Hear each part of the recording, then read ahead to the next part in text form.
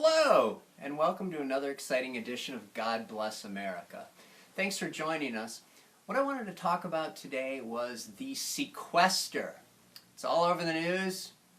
You can't swing a stick and not hit somebody talking about this sequester. So what is it? Well, it's fairly simple.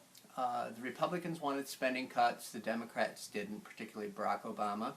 And when he was running for president, he didn't want another debt ceiling debate. So he said, if you pass a lift of the debt ceiling, this time before the election, so I don't have to deal with it during the campaign, we can put in a trigger to trigger some cuts after the election. Now, he even said at the time, because it was campaign season, when it's campaign season, Democrats talk like Republicans, and he said, if anybody sends me a bill trying to get around the sequester, I will say no. And I'm quoting. I will say no. I will veto it.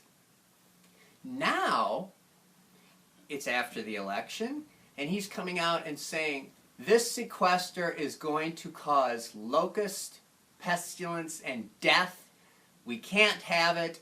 It's a Republicans, again, they just want to kill children. They want dirty air and dirty water.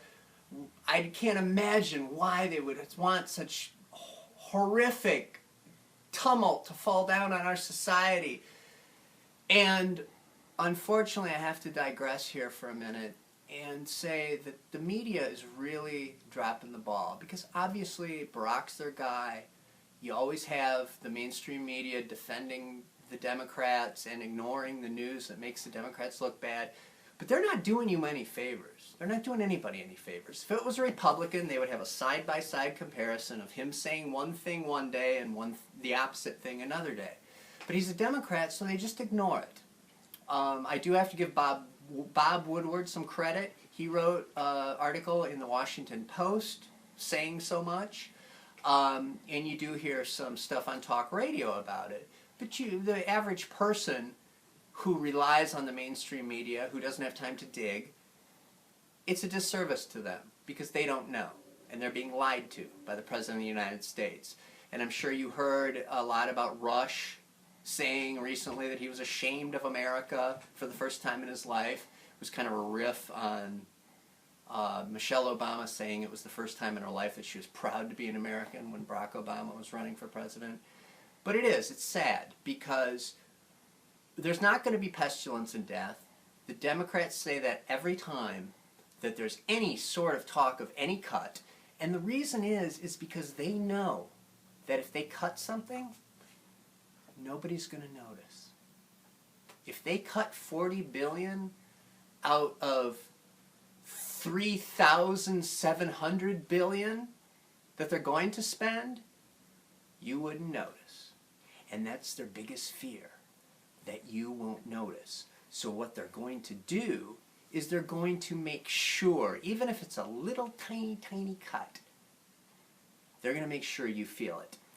And before I get there, I just have to say that in reality, these aren't even cuts.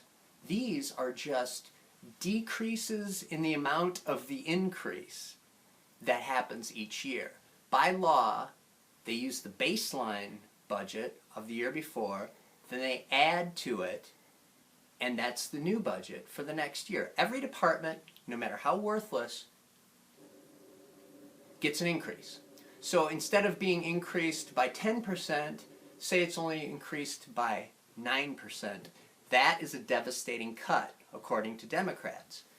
And so what they're going to do, because they're so fearful that people won't notice, is they're going to make sure you notice. They're going to lay off military people. The only real job that the federal government has constitutionally is to provide defense for our nation, coin money, and be a referee for arguments among the states.